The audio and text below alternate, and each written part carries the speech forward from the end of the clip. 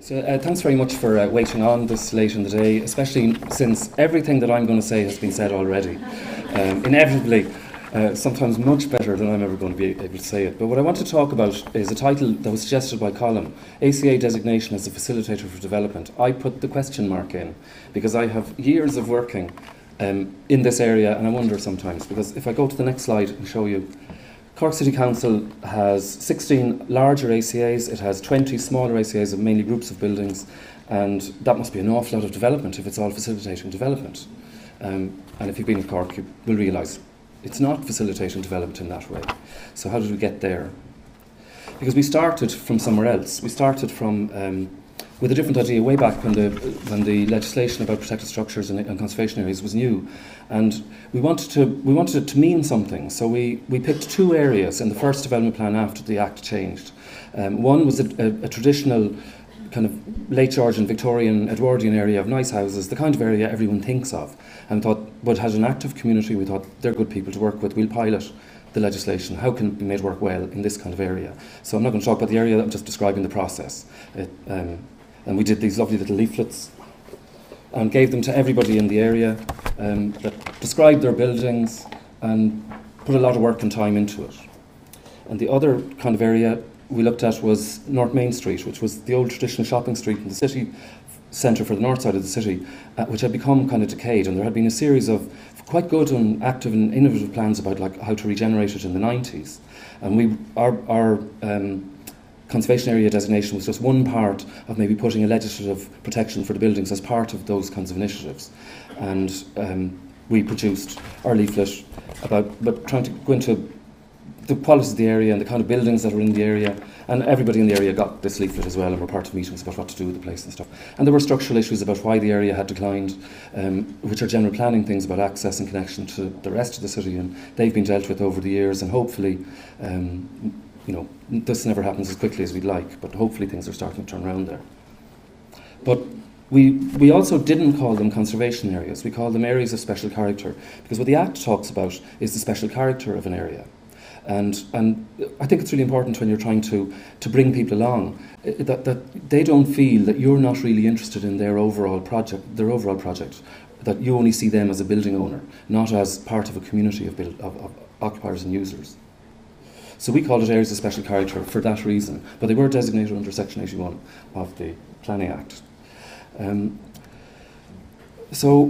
But what we did do, because we're a pilot area, we said, we put in the development plan a thing about purpose.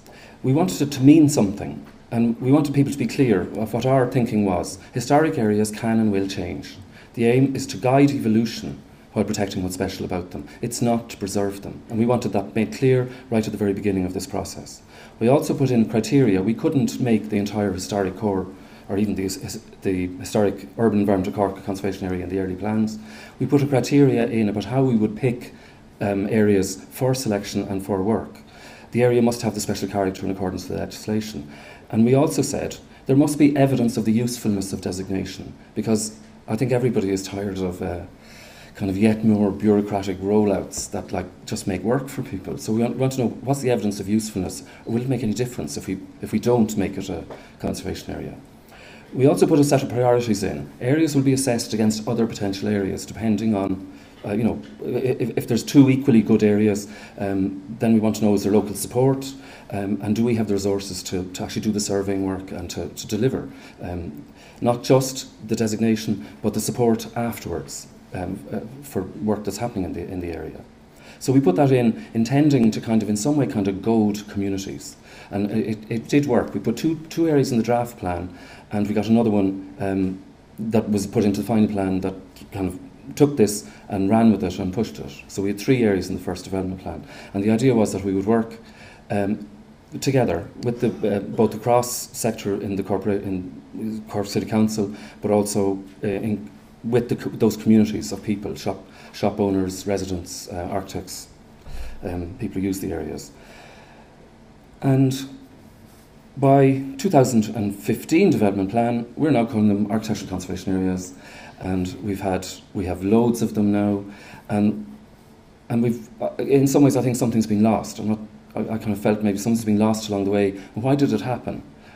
it happened partly because the National Inventory of Architectural Heritage recommendations were issued to us in 2005 and 2012 in 2 tranches, 4,700 buildings to be considered. We are never going to get through the assessment of 4,700 buildings in a millennium. So one of the ways we dealt with it was we've dealt with them through the small conservation areas of groups of buildings, or included them within those larger historic zones. Because a lot of them are just houses, and protected structure status was probably overkill. And also, we lost appeals at Burtplanola in historic areas that were not conservation areas. We lost appeals where people appealed and said, there's no policy here about keeping existing buildings in these historic areas, and that made us think again. So we changed it to architectural conservation areas in the title, and we designated as best we could over the 2 plans. So, architectural conservation areas, facilitator development, the question mark came in at that stage. And then in 2008, we got the crisis.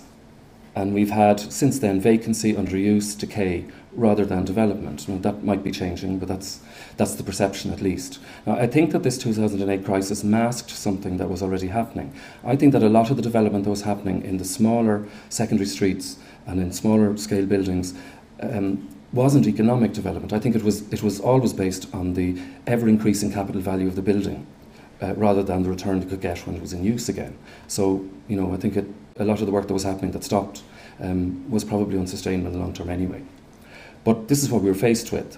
So by 2010, 2012, we're thinking we need a better understanding of the building stock, of the different kinds of buildings. We feel, the people who work in this in Cork, that the big buildings, that the monumental buildings, the buildings of obvious attraction in Ireland, that for all that we moan, and we do an awful lot of moaning, that corner has been turned. There is an appreciation of architectural heritage. And any of the people complaining about, they're not complaining that you're interested in architectural heritage, they're complaining it costs too much, or they're complaining that it takes too long, or there's too much bureaucracy, or whatever. But there's no argument about the major buildings and about the need for appreciation and protection of historic environment. I think there is a problem with ordinary buildings, and I think that's come up a good bit today. I think that what we call the characteristic buildings, the buildings that provide the backdrop, that provide the scene for the theatre of life in urban areas, is severely under threat, because it's one building at a time. So in 2012 we commissioned, I love 18th century titles, because if you read the title you don't have to read the publication, Keeping Cork's Characteristic Buildings in Use. That's what it was about. It was looking at Cork's characteristic buildings. We broke them into 3 types, depending on the kind of basic generic character of them, and we did a review of what had happened over about a 15-year period. Commissioned architects, in this case the tender was won by Margaret Quinlan, and who produced in some ways our foundation document for what all happened afterwards, Keeping Cork's Characteristic Buildings in Use. Now the most thing, and I think this came out today as well, the most thing that from the kind of buildings that we're thinking about today is that we don't have data. We don't have numbers, condition, potential reuse, costs. We didn't have any of that stuff. So it was all anecdotal in our heads about, probably based on experience, but not hard to justify what you're up to. So between 2012 and 2015, in partnership with the M-Plan course in UCC, we have been data gathering using students every summer, 4 students every summer, and each one there for 6 weeks. And we have been building up a lot of data about condition, use, size of buildings, the barriers and blocks to reuse, all that kind of stuff. And we're building up that kind of data, a picture of the historic areas of the city. Following that, and including one of the students who was employed early times in that, is actually running the second project, Building Blocks. Building Blocks is we picked a typical block, which has evidence, issues, problems that are typical, but maybe just a little bit worse. And the idea was we commissioned an architect to look at the buildings both in terms of condition, floor area, potential reuse, all those questions I just said, and to work out ballpark costs.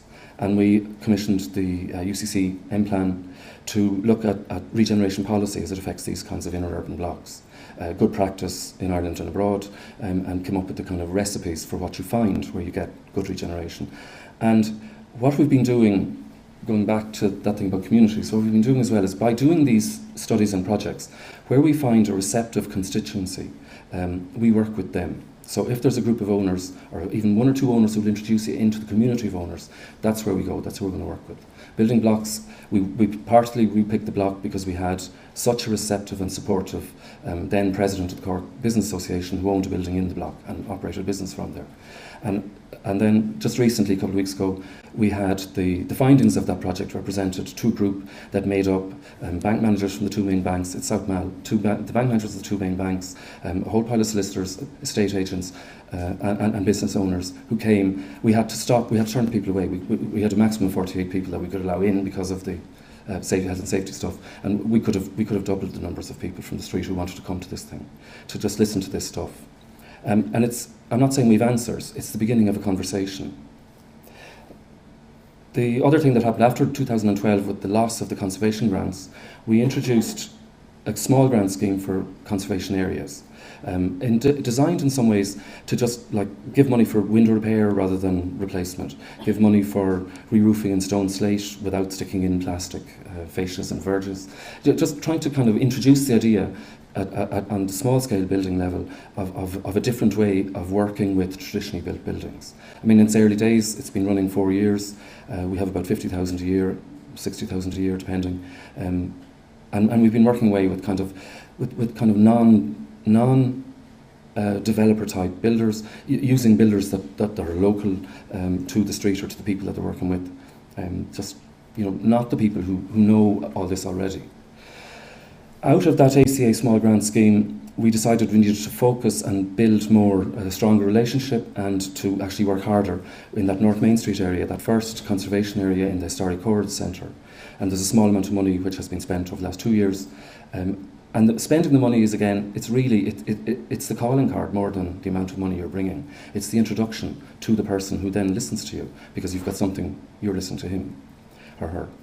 In the case of Oliver Plunkett Street, which was mentioned by Tara, Oliver Plunkett Street is not a conservation area. It's not an ACA because we don't designate ACAs in the city centre without feeling that there's going to be a process, a support, that it's not, that we want it to be seen as part of an overall package of how we deal with these kinds of areas, not as yet another bureaucratic imposition.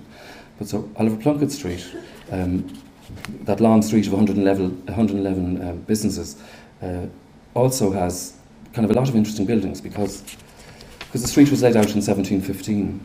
It's 300 metres long. It's at the core of this kind of crisscross. It's actually an island.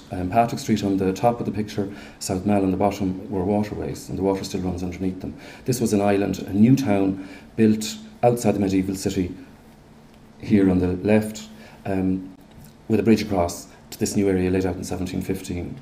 And probably because of the size of the buildings and because historically the main shops moved to Patrick Street, it's still full of 5 metre wide, locally owned small businesses. And what's interesting about this one is there was the beginning of a stirring among the owners of the street that they needed to do something. That as things got slightly better, as the pressure came off, and especially I think probably because of the floods, this place flooded twice in 2014. You probably saw pictures, there are YouTube videos of people canoeing and swimming in the street. And that has to be addressed, but it's on the edge of the river that protection has to come. But I think because of that, it caused a kind of the bringing together of these people, a kind of a esprit de corps, a kind of a good spirit. And so we've looked at the area, we've surveyed it. There's a small grant scheme for facade repair or changes or upgrading. That's not really aimed, a lot of the buildings are older, so that there would be a conservation interest in how they do the work. But the scheme isn't a conservation scheme, and I think that's important too. The group of people came together, the owners of buildings and the operators of businesses came together and really pushed us to kind of think about this thing, and there's a kind of an informal working group that came together and then when we got the nomination for the Great Street Award, it kind of provided a kind of focus, but we need to do something to impress them, show them, make the best case for the street. So we produced this thing. Now, we didn't produce this, we provided the money. The City Council provided a certain amount of money, and there was a communications company that brought us up, kept us together to produce it, but the document is, I think it's an absolutely amazing document, a portrait of a street. We're going to put it up on our, the award ceremony is tomorrow, so after that we will put this on our website if you want to have a look at it. But it's all about people. The whole thing is about people, but in the middle of it is conservation's there too, like in its proper place as part of the story, the ever-evolving story of this place. You'll see on the right-hand side this fabulous idea they had for the long table. There's a lot of restaurants on the street or on the side streets, and during the summer they organised this huge long table, and people could pay to sit down at it on this one weekend that the weather happened to be good and didn't rain, and hundreds of people came and had dinner on the street at the long table. I think anyway. So yes, what I'm saying, yes, architectural conservation areas can be a facilitator of development if you understand what they could be. If you set the conservation within the larger context of the overall significance for the different constituencies, not just us. It's not just building conservation. You have to identify the constituency, listen to them, and then support them. They're going to want things you don't want. And a bit of give is no harm. I mean, if the world... I remember somebody saying that they were in the Swedish Docklands redevelopment, and the architects were saying, well, this is what... Everywhere could be like this, and somebody else said, if architects rule the world. And there's... You know what they're saying.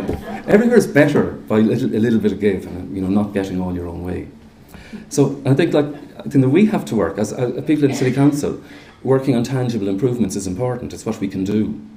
But facilitating those intangible adventures, like that table. I mean, those things happen in different parts of the city now, different festivals, different. The last one was the Dragon of Shandon, a new Cork myth that has grown up over the last few years since a Community Arts Group got them going, has been running now the last few years.